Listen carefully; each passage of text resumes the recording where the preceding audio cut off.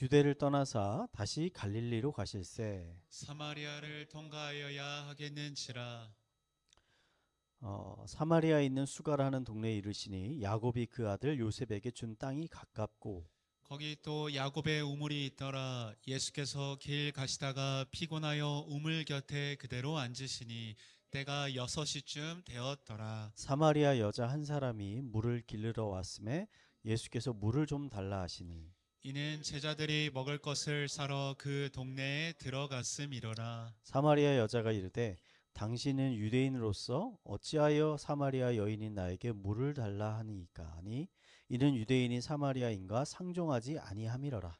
예수께서 대답하여 이르시되 내가 만일 하나님의 선물과 또 내게 물 좀 달라 하는 이가 누구인 줄 알았더라면 내가 그에게 구하였을 것이요 그가 생수를 내게 주었으리라. 여자가 이르되 주여 물 기를 그릇도 없고 이 우물은 깊은데 어디서 당신이 그 생수를 얻게 싸움나이까. 우리 조상 야곱이 이 우물을 우리에게 주셨고 또 여기서 자기와 자기 아들들과 짐승이 다 마셨는데 야곱보다 더 크니까. 예수께서 대답하여 이르시되 이 물을 마시는 자마다 다시 목마르려니와 내가 주는 물을 마시는 자는 영원히 목마르지 아니하리니 내가 주는 물은 그 속에서 영생하도록 솟아나는 샘물이 되리라. 아멘. 아멘.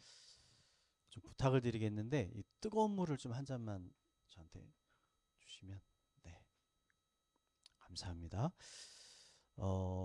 헬런 켈러는요 세계 최초로 대학 교육을 받은 시각 청각 장애인이었습니다. 그녀가 태어날 때부터 장애를 가지고 태어난 게 아니라 3살 정도 됐을 때 뇌수막염에 걸렸는데 이 질병으로 인해서 결국 이 시각과 청각을 모두 잃어버리고 말았습니다. 여러분 시각이나 청각 중에 하나만 없어도 너무나 불편한데 어린 소녀가 시각과 청각 모두를 잃어버렸으니까 얼마나 두렵고 절망스러웠겠습니까? 그래서 헬런 켈러는 한동안 그 마음의 문을 닫고 세상과 완전히 단절된 삶을 살았습니다. 그러다가 한 사람을 만나서 다시 세상으로 나올 수 있게 됐는데 그 사람이 그녀의 가정교사였던 앤 설리번 선생님이었습니다. 이 앤 설리번 역시 어린 시절에 질병으로 인해서 오랜 동안 시각 장애를 가지고 살았습니다. 그래서 이 앤 설리번이 자신의 경험을 살려서 이 헬런 켈러를 보살피고 지도를 했습니다. 그 결과 이 헬런 켈러가 장애를 극복하고 시각 청각 장인으로서 세계 최초로 대학 학위를 받게 됐습니다. 그리고 대학을 졸업한 후에는 사회운동가가 돼서 자신과 같이 장애를 겪고 있는 사람들을 위해서 열심히 일을 했습니다. 그래서 그녀의 노력으로 이 장애인들과 여성들의 인권을 보장하는 법률이 처음으로 제정이 됐습니다. 그리고 그 공로를 인정을 받아서 이 대통령이 시민에게 수여하는 최고의 훈장인 자유의 메달이라는 훈장을 수상하게 됐습니다. 장애를 극복하고 여러분 놀라운 일을 해낸 이 헬런 켈러의 이야기가요. 우리들에게 정말 많은 감동과 도전을 줍니다. 많은 사람들은요. 이 장애를 극복하고 위대한 일을 해낸 이 그녀의 의지와 노력을 주목합니다. 하지만 저는 조금 다른 시각에서 이 사건을 한번 바라보고 싶습니다. 만약에 이 헬런 켈러가 앤 설리번 선생을 만나지 못했다면 그녀는 어떻게 되었을까? 과연 그녀가 이렇게 놀라운 일들을 해낼 수 있었을까? 저는 아마도 불가능한 일이 아닐까라고 생각을 합니다. 헬런 켈러의 삶의 변화가 시작된 것은 그녀가 남들보다 어떤 뛰어난 지성을 가지고 있어서도 아니고 남들이 모르는 새로운 교육 방법을 찾아내서도 아니었습니다. 그녀의 삶이 변화된 것은 자신의 상황을 잘 이해하고 끝까지 포기하지 않고 자신에게 꿈과 비전을 심어준 좋은 선생님을 만났기 때문입니다. 헬런 켈러의 예와 같이요. 사람은 그 인생에 어떠한 사람을 만나는가에 따라서 그 인생이 완전히 달라질 수 있습니다. 오늘 우리가 함께 살펴볼 말씀에는 예수님을 만나서 새로운 인생을 시작하게 된 한 여인의 이야기가 기록되어 있습니다. 저는 오늘 설교를 통해 무엇이 그녀의 삶을 완전히 변화시켰는지를 여러분들과 함께 나누려고 합니다. 오늘 말씀을 통해 여러분의 심령 안에도 이 사마리아 여인과 같은 놀라운 변화가 생겨나게 되기를 간절히 축원드리겠습니다. 우리 옆에 분들에게 이렇게 권면합시다. 변화합시다. 아, 명절에 예루살렘에서 사역을 마치신 이 예수님이 제자들과 함께 고향이 있는 갈릴리 호수로 돌아가려고 했습니다. 예루살렘은 이스라엘의 지도가 이렇게 길쭉하거든요. 그럼 예루살렘은 거의 남쪽 끝에 있습니다. 그리고 갈릴리 호수는 북쪽 끝에 있습니다. 그래서 예루살렘에서 갈릴리를 가려고 하면 그냥 일직선으로 쭉 길을 따라서 올라가면 됩니다. 근데 보통 유대인들은 이 일직선에 가까운 길을 이용하지 않고 밑에서 오른쪽에 요단강이 있는데 요단강을 이렇게 건너가지고 위쪽으로 갈릴리로 갔습니다. 유대인들이 이렇게 불편한 길을 선택한 이유는 예루살렘과 갈릴리 호수 사이에 사마리아라는 땅이 있었기 때문입니다. 사마리아라는 말은요, 옛날에 북이스라엘의 수도였던 사마리아 성에서 가져온 말입니다. 그러니까 이 북이스라엘은 기원전 721년에 아수르 제국에 의해서 멸망을 당하는데요. 여러분, 아수르 제국은 이 식민지 백성들에게 이 민족성을 말살하기 위해서 혼혈 정책을 사용했습니다. 그래서 수많은 이방인들을 억지로 그 땅에 강제 이주해서 살게 만드는 겁니다. 그래서 시간이 지나면서 그 땅에 살던 유대인들하고 이 강제 이주해온 이방인들이 서로 통혼을 하게 되는 거죠. 피가 섞이는 겁니다. 그래서 오랜 시간이 지나고 나니까 이 사마리아 땅에는 순수한 이스라엘 혈통들이 모두 사라지게 된 겁니다. 반면에 이 사마리아 사람들과 달리 여러 이방 민족 국가들의 식민지 아래서도 순수한 혈통을 열심히 지키며 살아려고 노력한 사람들, 이 사람이 이 예루살렘에 있던 사람들입니다. 그래서 이 사람들이 사마리아 사람들을 굉장히 괄시하고 싫어하고 배척했습니다. 혼혈이라는 거죠. 얼마나 싫어했는지 이 솔로몬 성전이 무너지고 다시 성전을 세우려고 할 때 이 사마리아 사람들이 자기도 좀 껴달라고, 우리도 여기서 하나님의 성전을 짓는데 한몫하고 싶다 하니까 유대인들이 이걸 거절했습니다. 그리고 사마리아 사람들이 성전 근처에 접근도 하지 못하게 했습니다. 이러한 사건들이 오랫동안 지속이 되니까 유대인과 사마리아인 사이에 반목이 생겨나게 되고 이 예수님 시대에 와서는 어떤 사이가 되냐, 서로 원수와 같은 사이가 됐다는 겁니다. 그래서 유대인들은 절대 사마리아 사람들이 사는 그 거주지에 들어가지 않았습니다. 반대로 사마리아 사람들도 들어오지 않습니다. 그런데 예수님이 이번 여행에서 이 사마리아 땅을 통과해서 갈릴리로 가시겠다는 거예요. 예수님이 왜 이런 생각을 하셨던 것일까? 예수님이 사마리아로 가신 이유는 사마리아에 있는 한 사람을 만나기 위해서였다는 겁니다. 예수님은 사마리아 땅에 수가라 하는 성읍에 들어가셔서 잠시 우물가에 앉아 계셨습니다.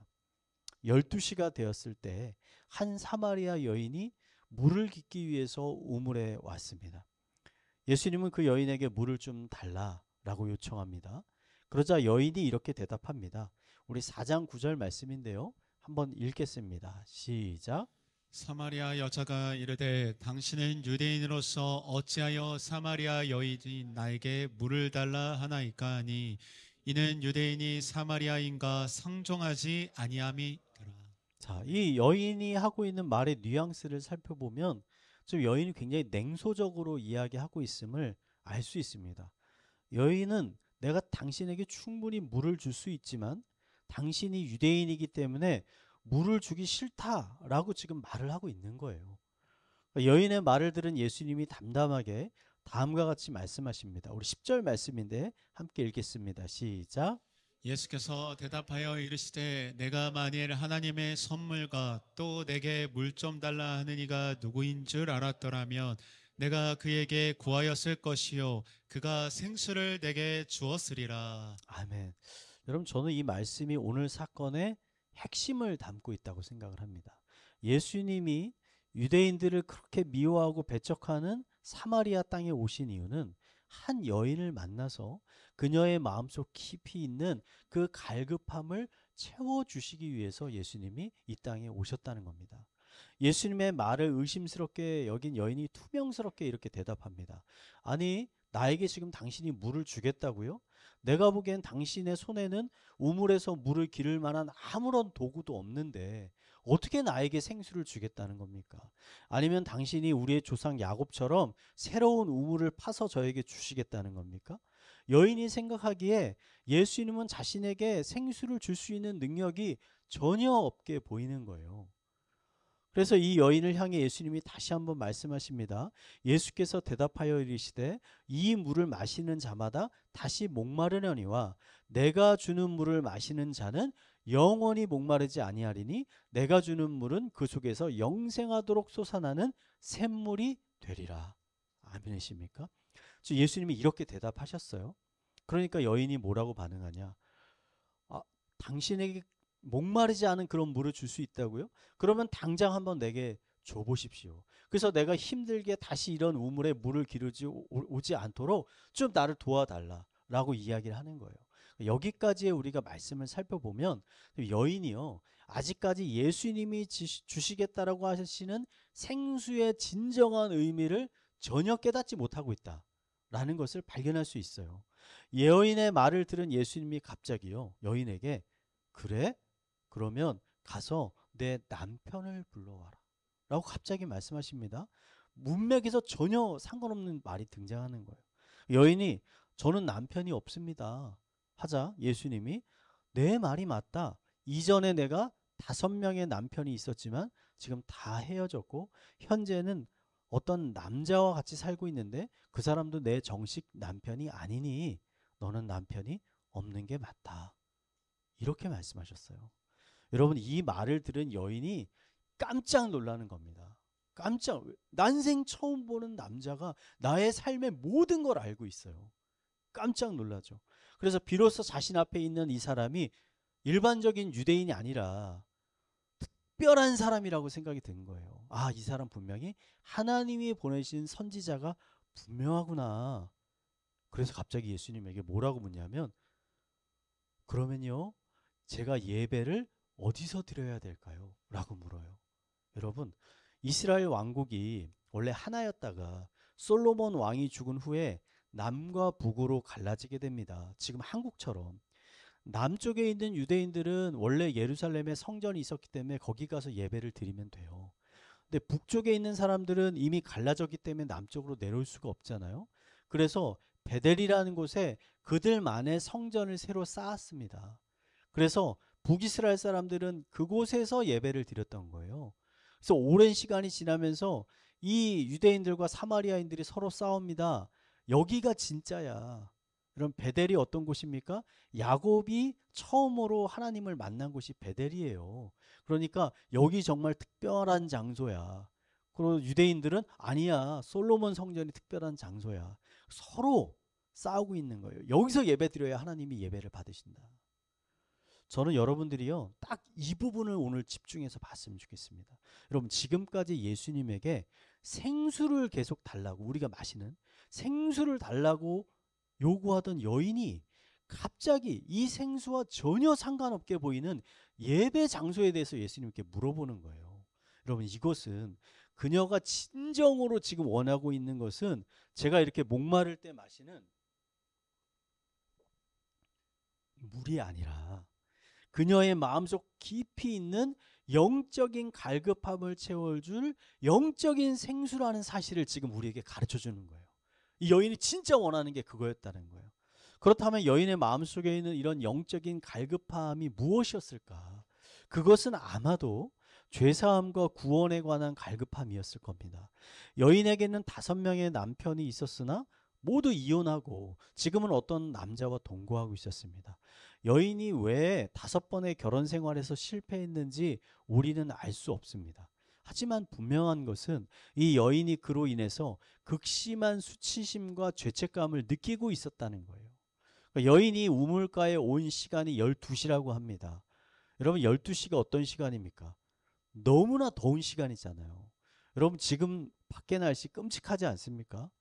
12시에 내가 사는 곳에서 엄청나게 멀리 떨어진 우물가까지 무거운 물 항아리를 들고 간다라는 것은 너무나 힘든 일입니다. 한국에서도 힘든데 한국보다 훨씬 날씨가 더운 이 중동에서 12시에 움직인다?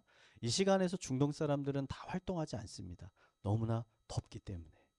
그런데 여인이 왜 이 더운 12시에 무거운 항아리를 쥐고 우물에 물을 기르러 왔을까? 간단합니다. 동네 사람들과 마주치고 싶지 않았기 때문이에요. 자신을 정죄하며 바라보는 사람들의 시선을 피하고 싶었기 때문이에요. 그는 아마 자신에게 지금 말을 거는 예수님을 만나는 것도 굉장히 부담스럽고 그 자리를 빨리 피하고 싶었을 겁니다. 그렇다면 그녀의 마음속에 있는 이 수치심과 죄책감을 어떻게 해결하려고 이 여인이 했을까요? 여러분, 가장 좋은 방법이 하나님께 용서를 구하고 죄사함을 받는 거예요. 죄사함을 받는 거. 그녀는 아마도 여러분 여러 번 사마리아에 있는 그 성전에 가서 하나님께 희생 제물과 제사와 예배를 드려 봤을 겁니다. 한데 그곳에서 그녀가 아무런 위로와 안식을 얻지 못하는 거예요. 여전히 자신은 부패한 죄인이고 그래서 나는 구원을 얻지 못할 것 같다라는 마음이 그녀 마음속 가운데 가득 차 있는 겁니다. 그러자 그 여인이 이렇게 생각하는 겁니다. 혹시 내가 잘못된 장소에서 예배를 드려서 지금 아무런 효과가 없는 것 아닐까? 라고 생각하는 거예요. 유대인들이 말하듯이 예루살렘에 있는 성전에 가서 제사를 드리면 내 안에 있는 이런 영적인 갈급함이 해소되지 않을까라고 여인이 생각하고 있었다는 거예요. 이 여인의 말을 들은 예수님이 여인에게 아주 충격적인 말씀을 하십니다. 우리 4장 21절인데 우리 함께 읽겠습니다. 시작. 예수께서 이르시되 여자여 내 말을 믿으라. 이 산에서도 말고 예루살렘에서도 말고 너희가 아버지께 예배할 때가 이르리라. 자, 예수님은 사마리아에 있는 성전도 아니고 예루살렘에 있는 성전에서도 예배하는 게 중요한 게 아니라는, 장소가 중요한 게 아니라고 말씀하시는 거예요. 그 뭐가 중요합니까? 23절 한번 이어서 읽겠습니다. 시작. 아버지께 참되게 예배하는 자들은 영과 진리로 예배할 때가 오나니 곧 이때라. 아버지께서는 자기에게 이렇게 예배하는 자들을 찾으시느니라. 아멘. 예수님은 너희가 지금까지 장소를 중요하게 생각했을지 모르나 하나님께서 진정으로 기뻐 받으시는 예배는 영과 진리로 드리는 예배다.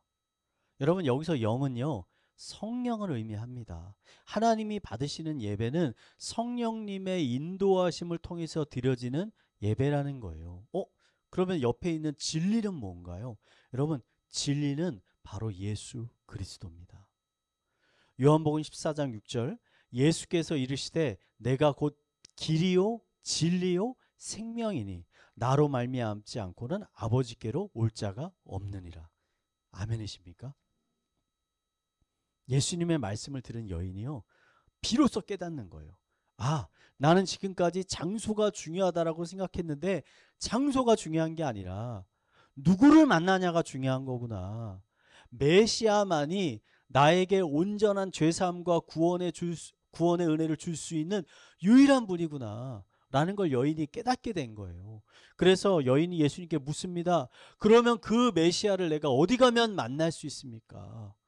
라고 묻자 예수님이 바로 말씀하시죠. 내가 바로 네가 그렇게 찾고 찾던 그 메시아다.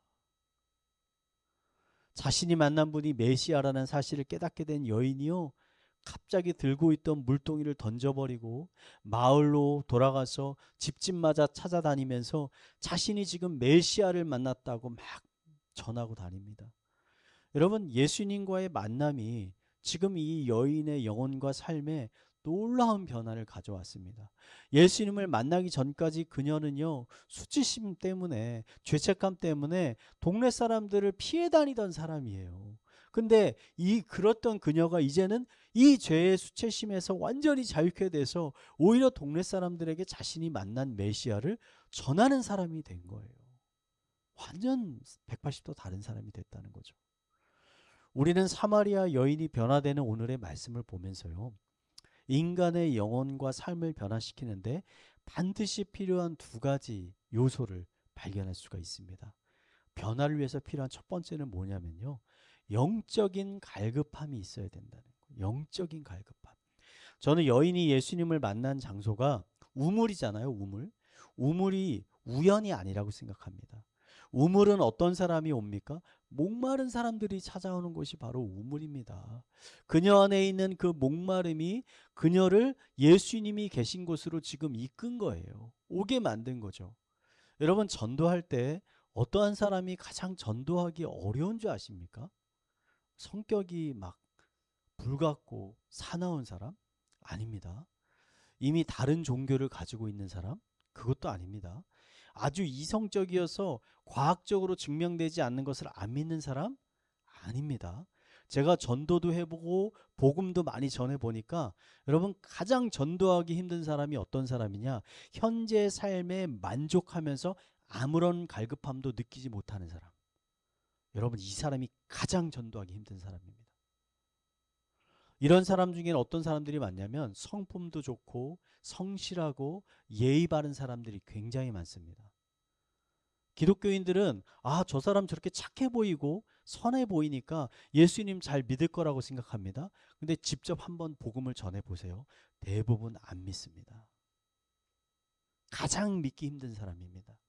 여러분, 예수님이 이 땅에 오셨을 때 우리의 생각대로라면 누가 가장 먼저 복음을 받아들여야 되냐면 바리새인들이 가장 먼저 복음을 받아들여야 됩니다. 왜냐하면 일반적인 사람들의 눈에 바리새인들은 어떤 사람들이냐? 매일매일 하나님의 말씀을 읽고 묵상하고 또 그 율법에 따라 살려고, 성실하게 살려고, 착하게 살려고, 선하게 살려고 노력했던 사람들이 바리새인들이에요. 이들이 얼마나 모범적인 삶을 살았냐면 하나님을 모르는 수많은 이방인들이 이 바리새인들의 삶을 보고 하나님을 경외하는 사람들이 됐습니다. 그런데 왜 이런 예수님은 이런 바리새인들을 그렇게 질책하셨는가? 비난하셨는가? 왜냐하면 바리새인들은 지금 현재의 삶에 완전히 만족하며 살고 있었기 때문이에요. 그들의 마음속에는 사마리아 여인과 같은 영적인 갈급함이 없습니다. 왜냐하면 자신들이 지금 하나님 앞에서 거룩하고 의로운 삶을 살고 있다고 믿고 있었기 때문이에요. 나 만족해. 나 충분해. 나 스스로도 다 할 수 있어. 누군가 날 도와줄 필요 없어. 메시아라고 예수님이 오니까 내가 너희를 도와주겠다고 하니까 그들이 어떻게 합니까? 그 예수님을 잡아 죽이는 겁니다. 우리는 필요 없다는 거예요, 메시아가. 예수님께서 이런 말씀을 하셨죠. 우리 마가복음 2장 17절 한번 읽어보겠습니다. 시작. 예수께서 들으시고 그들에게 이르시되 건강한 자에게는 의사가 쓸데없고 병든 자에게라야 쓸데있느니라. 나이는 의인을 부르러 온 것이 아니요 죄인을 부르러 왔노라 하시니라. 아멘. 여러분, 삶이 형통해서요, 모든 것이 만족스러운 사람은 구원자이신 예수님 만나기 어렵습니다.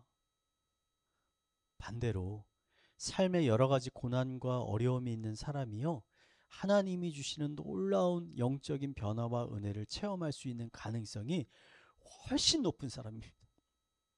훨씬 높은 사람. 여러분, 늘 채워지지 않는 공허함과 갈급함이 있으십니까? 그로 인해 낙심하거나 절망하지 마시기 바랍니다.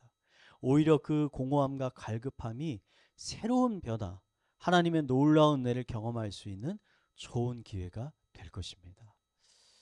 변화를 위해 필요한 두 번째는요, 이러한 우리의 마음속에 있는 영적인 갈급함은 오직, 여러분 잘 들으세요, 오직 예수 그리스도만을 통해서 해소될 수 있다는 겁니다. 여인은 예수님께 사마리아 예루살렘 중에 어디서 드려야, 예배를 드려야 자신의 영적인 목마름이 해소될 수 있느냐고 물었습니다. 예수님이 이 질문에 오직 영과 진리로 예배를 드려야 한다라고 대답하셨습니다. 여러분, 예수님의 이 말씀에 기독교의 핵심이 있는 겁니다. 기독교의 핵심이 있어요. 여러분, 유대교가 있잖아요. 지금 이스라엘이 중동과 전쟁으로 굉장히 복잡하죠. 유대인들이 믿는 유대교가 있습니다. 유대인도 우리가 믿는 똑같은 하나님을 믿잖아요. 자, 유대교와 기독교의 본질적인 차이점이 뭔지 아십니까? 유대교는 모세가 전해준 율법을 열심히 연구하고 그 율법을 지키면 우리 안에 있는 죄의 문제가 완전히 해결되고 하나님이 주시는 구원과 은혜를 누릴 수 있다라고 주장하는 게 바로 유대교예요. 이렇게 믿는 거예요. 근데 기독교는 다르다는 겁니다. 기독교는 이런 율법 좋아, 이거 다 우리의 유익을 위해서 하나님이 주신 거 우리 다 알아. 하지만 그런 율법이 우리를 깨끗게 하거나 우리에게 구원을 줄 수 있는 것이 아니라 오직 구원자이신 예수님을 인격적으로 영접해야 예수님을 통해서 우리 안에 있는 죄의 문제가 해소되고 예수님께서 성령의 생수를 우리에게 선물로 주셔서 우리 안에 있는 영적인 모든 갈급함들이 해소되어진다는 겁니다. 이게 바로 기독교의 핵심 진리예요. 새로운 생명을 얻기 위해서, 놀라운 영적 변화를 하기 위해서 우리에게 필요한 게 하나 있다면 그것은 바로 예수 그리스도 한 분뿐이라는 것입니다. 장소와 방법이 아니라는 거예요. 제가 어릴 때만 해도요, 여러분, 제 주변에 많은 분들이 영적으로 성장하고 변화하기 위해서 어떻게 해야 된다고 말씀하셨냐면 영험한 신비로움이 있는 기도원에 가서 기도를 해야 된다라고 말씀하셨어요. 그래서 주말이 되면 한국에서 이름난 기도원에 정말 수많은 교인들이 몰려들었습니다. 이곳저곳 기도원들을 순례하면서 어느 기도원이 더 영빨이 있는지를 이야기하는 사람들이 있었어요. 장소뿐만 아닙니다. 기도할 때 기도원마다 독특한 기도 방법을 가르쳐 줬어요. 어떤 곳은 높은 바위 위에 올라가서 기도를 해야 된다. 하나님과 가까웠다. 어떤 분들은 또 토굴에 들어가서 기도를 해야 된대요. 토굴을 파놨어요. 아무도 없는 그 토굴에 들어가서. 또 어떤 기도원들은 목이 쉴 때까지 기도해야 된대요. 목이 쉴 때까지. 여러 가지 방법을 가르쳐요. 여러분의 생각은 어떻습니까? 이게 맞다고 생각하십니까? 예수님은 여인에게 뭐라고 말씀하시냐면 어떤 특정한 장소나 방법이 아닌 오직 성령과 진리로 예배하라고 말씀하셨습니다. 여러분, 우리의 영혼이 새롭게 되고 충만함을 얻는 데 있어서 유일하게 필요한 것이 있다면 예수 그리스도 한 분뿐이라는 겁니다. 아멘이시죠? 여러분, 우리의 영혼의 변화는요, 갈급함에서부터 시작이 됩니다. 목마름. 그리고 그 갈급함은 오직 예수 그리스도만을 통해서 온전히 채워질 수 있어요. 근데 여기서 더 중요합니다. 그러면 구체적으로 어떻게 해야 우리가 예수님을 만나고 또 예수님을 통해서 이런 온전함, 채워짐을 경험할 수 있는가?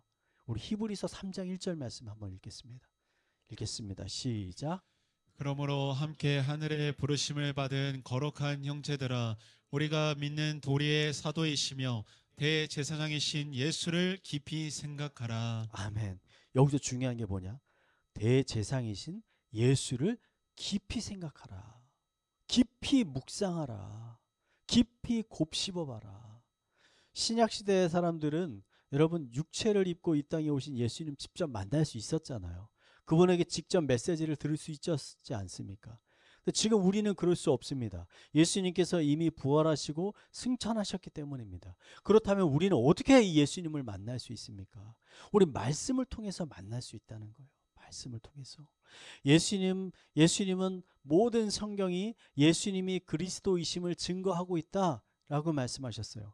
우리는 성경 말씀을 읽고 또 묵상함을 통해서 예수님을 만날 수 있습니다. 특별히 예수님의 행적과 말씀을 직접 기록한 복음서, 마태, 마가, 누가, 요한복음을 통해서 우리는 예수님을 더 깊이 만날 수 있는 거예요. 중요한 통로가 된다는 거죠. 영적인 갈급함 가운데 계신 분이 계십니까? 영적인 변화와 성장을 갈망하시는 분이 계십니까? 하나님이 주시는 풍성한 영적인 은혜를 누리고 싶으신 분이 계십니까? 그렇다면요, 여러분 오늘부터 성경을 펴서 그 성경을 읽고 묵상하시기 바랍니다. 특별히 제가 여러분들에게 권면합니다. 매일매일 복음서를 읽으시기 바랍니다. 복음서를 읽으셔야 돼요. 그곳에 기록된 예수님이 하셨던 말씀, 예수님의 가르침, 이런 것들을 우리가 묵상하는 거예요. 이게 바로 깊이 생각하는 거예요. 그래서 그 예수님께서 나에게 지금 말씀하고 계시다. 나에게 이렇게 권면하고 계시다. 나에게 이렇게 약속을 주고 계시다. 나에게 지금 이러한 일들을 명령하고 계시다. 라고 나에게 선포하는 것. 여러분, 이게 바로 우리가 영과 진리로 하나님 앞에 나아간다는 거죠. 그리고 그 말씀들을 가지고 우리가 기도의 자리에 나아가는 거예요. 그리고 예수님을 우리 가운데 초청하는 겁니다.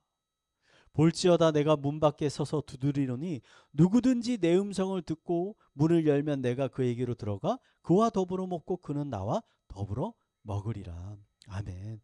여러분이 예수님을 간절히 여러분 찾고 찾으면 사마리아 여인을 찾아오셨던 예수님이 여러분의 마음속에 여러분의 심령 가운데 찾아오실 것입니다.